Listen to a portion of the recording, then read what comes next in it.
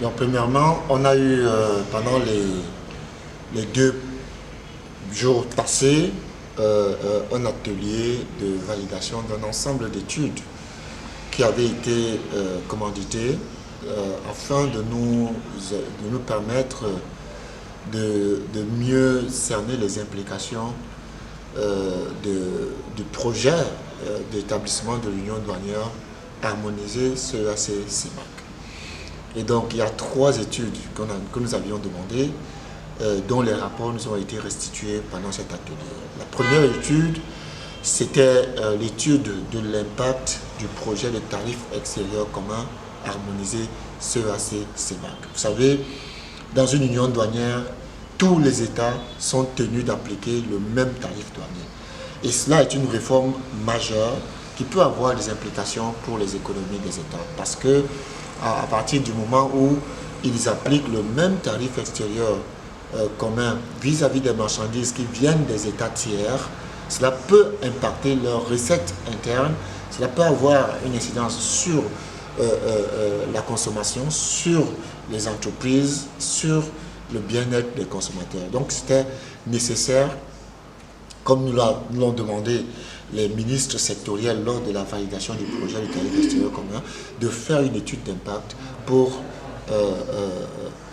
qu'ils puissent avoir une idée de quelles sont les implications du document qu'ils ont validé. Et ce qu'on peut dire déjà pour ce premier rapport, c'est que les consultants ont fait un excellent travail. Ils nous ont présenté un bon rapport qui donne une idée des implications du tarif extérieur commun sur les recettes douanières, sur les budgets des États, sur la performance des entreprises, la profitabilité des entreprises, sur les consommateurs, le prix aux consommateurs, et puis sur certaines filières particulières.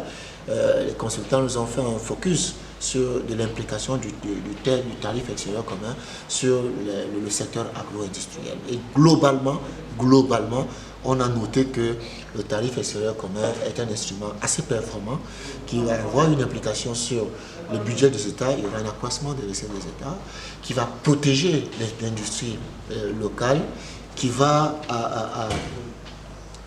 avoir une implication positive sur le secteur agro-industriel avec des implications insignifiantes sur la profitabilité des entreprises. Mais l'application optimale du tarif extérieur commun va exiger des réformes.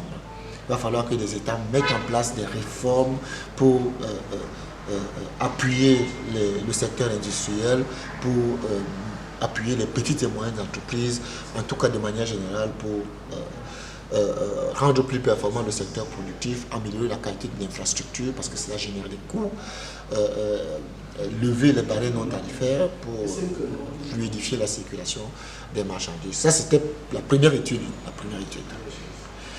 La deuxième étude était centrée sur la problématique de la double taxation. Vous savez que sur le principe, sur le territoire douanier d'une union douanière, les marchandises doivent circuler librement. Or, il se trouve que en Afrique centrale, comme ailleurs, dans d'autres unions douanières, les marchandises ne circulent pas librement, elles sont taxées plusieurs fois quand elles doivent quitter le territoire d'un État de l'Union vers un autre État de l'Union. Il ne s'agit pas du transit. Il s'agit des marchandises importées et destinées à la consommation sur un territoire qui sont achetées par un consommateur, un citoyen lambda, et qui va les amener sur le territoire d'un autre État. Sur le principe, cette marchandise ne doit pas être taxée plusieurs fois. Or, la réalité, c'est qu'elle est taxée plusieurs fois. Et donc, nous avions demandé aux experts de nous faire une analyse de ce mécanisme-là, comment ça fonctionne, quels sont les problèmes qu'il y a eu avec le mécanisme similaire prévu dans le cadre de la CEMAC, pour que nous puissions envisager des pistes de solutions dans l'union douanière globale CEAC-CEMAC en évitant cette problématique. Et là aussi, les experts nous ont fait un travail, une bonne base de travail avec des propositions assez intéressantes, mais pendant l'atelier, nous avons examiné en profondeur leurs propositions et proposer des pistes de solutions. Et de manière générale, 2 ou 3 choses peuvent être retenues. La première, c'est qu'il faut aujourd'hui utiliser les innovations technologiques pour pouvoir résoudre ce problème. Dématérialiser les procédures, informatiser les systèmes douaniers, les interconnecter pour qu'ils puissent avoir un partage d'informations, utiliser les technologies existantes pour tracer les marchandises et examiner en profondeur le fonctionnement du fonds de compensation qui a existé pour voir quels sont les problèmes qui ont été à la base des dysfonctionnements observés et proposer des pistes de solutions. Donc ça aussi, c'est un travail que nous allons faire sur le long terme, sur le moyen terme, je suis sûr. Ce n'est pas un problème qu'on peut résoudre immédiatement parce que c'est un problème complexe, mais on ne doit pas se priver de mener la réflexion. C'est indispensable de mener la réflexion. Ça va se poursuivre, le consultant va améliorer son rapport, il va nous le soumettre, on va le présenter aux instances politiques et on verra ce que les instances politiques vont nous dire. Le troisième rapport, c'était un rapport que nous avions demandé sur le code des douanes. Le code des douanes est un des documents clés de l'Union douanière qui harmonise la réglementation douanière qui est appliquée sur le territoire de l'Union douanière. Et dans le projet de code des douanes que nous sommes en train de faire adopter par nos instances politiques, il y a eu un problème sur la gestion du contentieux douanier. L'harmonisation des procédures de gestion du contentieux douanier. C'est pour ça que nous avions demandé à l'expert de nous faire une analyse sur les possibilités d'harmonisation des procédures douanières, surtout les procédures de recours devant les tribunaux. Parce que dans notre espace communautaire, en raison de l'héritage colonial, on a des systèmes judiciaires qui ne sont pas les mêmes. On a des pays qui ont la tradition judiciaire francophone, il y en a qui ont la tradition judiciaire anglophone, d'autres qui ont la tradition lusophone. Et donc il y a un problème d'harmonisation qui s'est posé et puis le consultant a fait une étude, nous a proposé des solutions.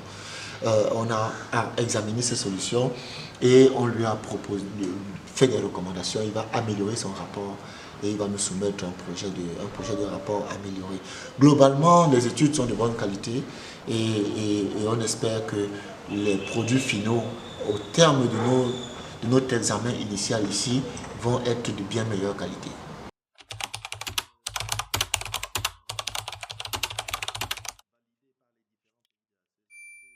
Il est permis d'espérer que l'union douanière se mette en place et la mise en place de l'union douanière aura pour conséquence que les importations de marchandises en provenance des pays tiers contribueraient au développement économique et social. Et c'est dans cette logique que le tarif extérieur commun, par exemple, a été conçu. On a conçu un tarif avec la logique que les importations des matières premières, des produits intermédiaires qui entrent dans l'industrialisation soient défiscalisés, que les produits de consommation courante qui sont fabriqués localement soient fortement taxés quand ils viennent des pays tiers pour protéger l'industrie, la petite industrie locale, et que les produits de luxe qui sont consommés par des personnes nantis soient fortement taxés pour que